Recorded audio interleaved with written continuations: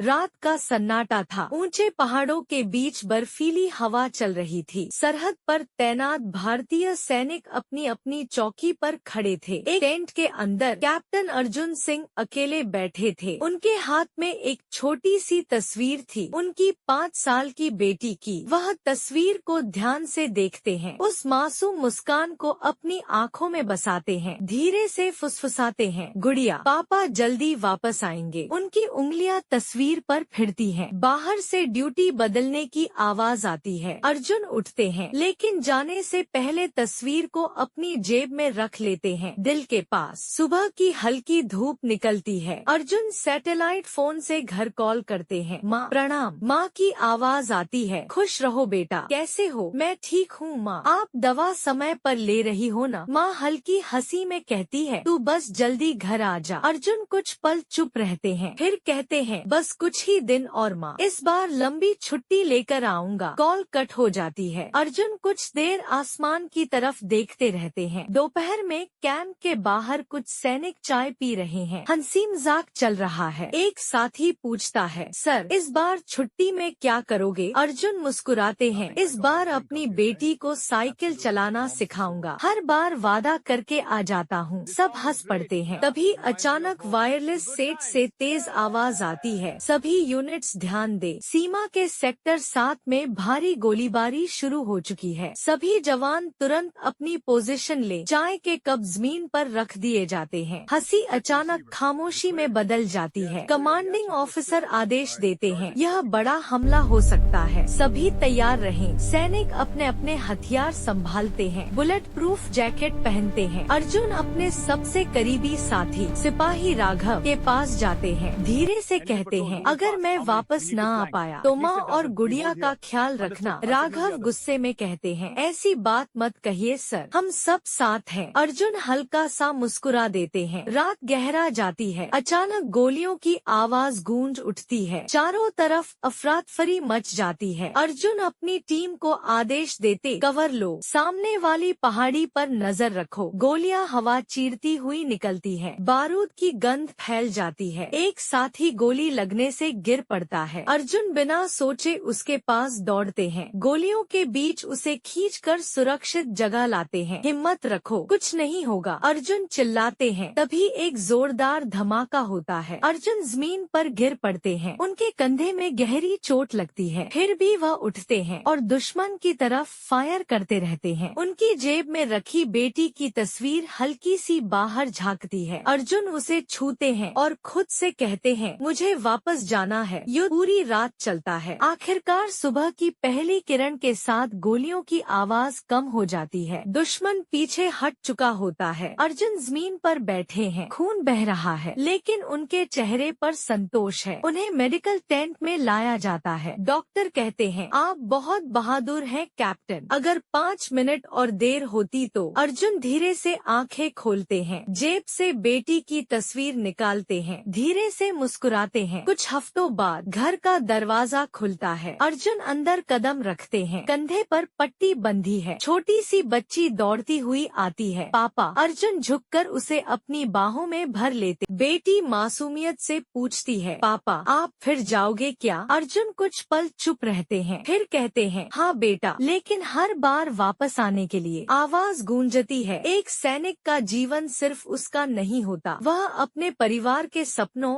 और देश की सुरक्षा के बीच जीता है। वह हर बार जाता है सिर्फ इसलिए कि वापस आ सके।